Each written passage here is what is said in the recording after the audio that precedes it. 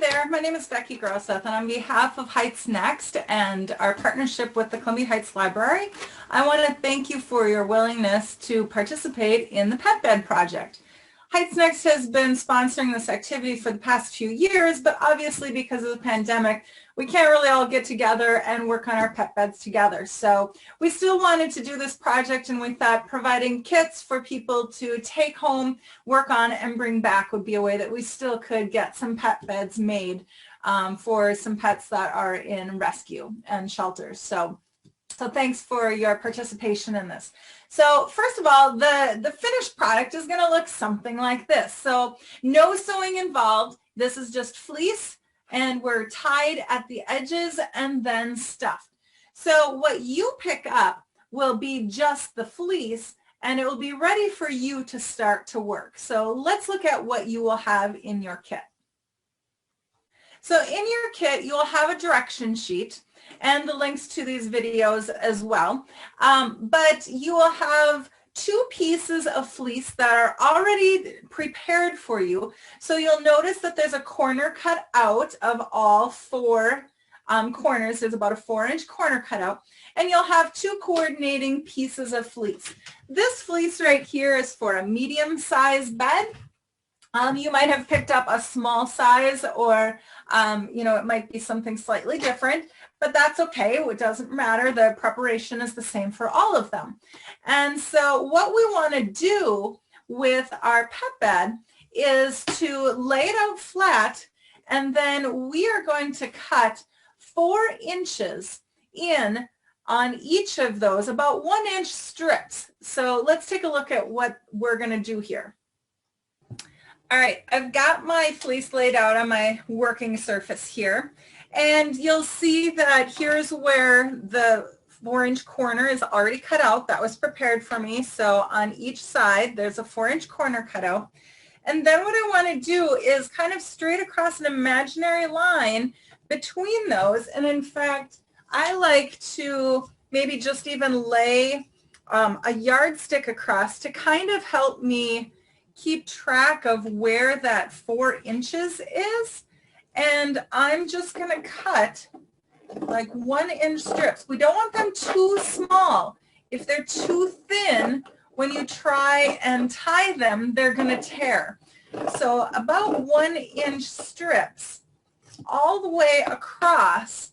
So I've got strips that I can tie. And then I'm cutting both layers at the same time, so that when I'm done, I'm just going to tie those together in a knot. Okay, so all the way across, I want to cut my 1-inch strips.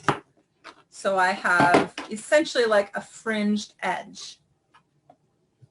All right, so I have finished with this edge, and I'll just kind of hold it up so you can see what that looks like. So I've got 1-inch strips cut all the way along that one edge. Now I need to go ahead and do the same thing around the other 3 edges so that we can then start our tying process.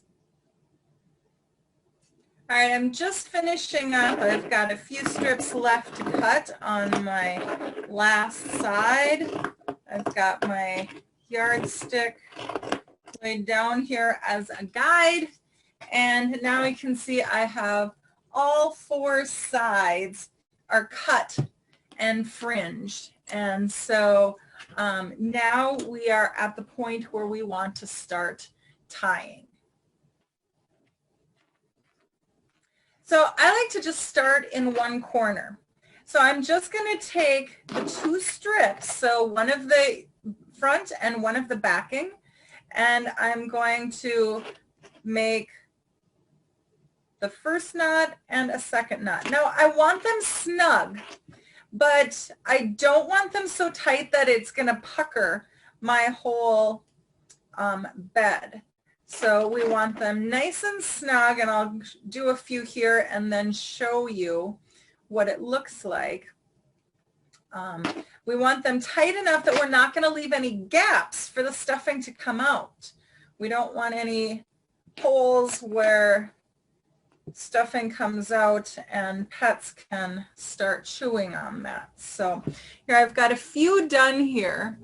And so you can see that they're pretty snug, but we don't want the gap in there and we don't want it to pucker. So we're going to make it nice and snug without a pucker. Okay, and you may remember that when you picked your kit up in the library, there was a little demonstration board there for you that had some examples of knots that were too tight, knots that were too loose, and knots that were just right, just like Goldilocks, right? So we're going to go all the way around and tie all four sides, except we need to leave an opening, you know, maybe 8 inches or so, so that we have room to put our stuffing in. Now, so I've got part of this side tied here. So let's talk about stuffing. So what can you use for stuffing? Well, there's a variety of things. So I had those strips that I cut off of the edging and some blankets. I have some extra, the fleece squares. I have, oh, what else do I have in here? I have some socks that had holes in them, and after I ran them through the washing machine one more time so they were clean. And then I just keep a bag that I can use to throw things like this in that would be good stuffing for these pet beds. Any sewing projects I have where I maybe have some fabric that I cut off that's no longer big enough to make anything out of, those go in my scrap bag. I've got a work glove here, the fingers wore out, wash it again and put it in my bag. So all of this is good for stuffing for these beds. Now, if you don't have scraps like that, I also have, this is some batting that was left over from making a quilt. Now it's a piece that's not wide enough. I'm not going to make a quilt this small. So I can take this batting. I'm still going to cut it up into some smaller chunks so we don't have some big lumps in our bed. We don't want our pets having a lumpy mattress. But I'm going to cut it into smaller pieces, not too small, you know, maybe 6-inch squares or something like that, so that it's easier to kind of fluff up the bed and make it a nice soft bed for our pets. You also could even just get some of that fiberfill stuffing for making stuffed animals. If you wanted just to run to the fabric store or craft store and buy some of that, that's what this is, just a big bag of stuffing. That's something that you could use as well. Old towels that can, again, we want to cut them into strips or into smaller pieces. That old blankets, anything that would be soft and make good stuffing that's no longer useful for other purposes, we can cut into pieces and use that for stuffing for our pet beds. All right, so let's take a look at this one right here. So you can see that it's knotted all the way around, and then we've taken our stuffing, and this one is using just that fiber fill.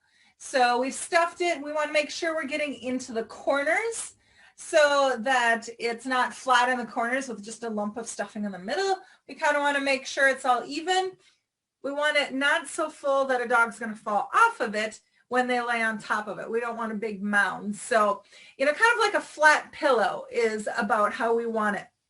And then once we have it to the right fill, we're going to go ahead and that opening that we left here, so you can see I have about an 8-inch opening here, then we're just going to go ahead and knot all of those back up so that our stuffing stays inside and we've got our completed bed. And then you can drop it back off at the library, and once we've received these back, a group of us will make a trip to Mars where they have some pets in rescue, and we will drop it off. So all of those pets are going to have some nice soft little beds for them while they're waiting for their new home, and it will go with them to their new home. So then there we've got our completed pet bed.